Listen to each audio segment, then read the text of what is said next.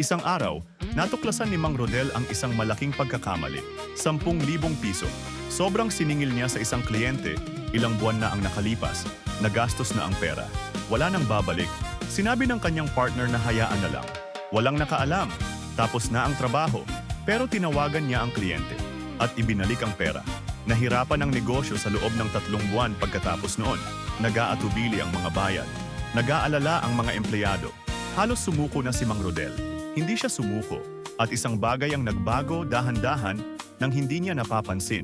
Nagsimulang mag-usap ang mga tao. Ang kliyenteng iyon ay nag-refer ng 2 bagong proyekto.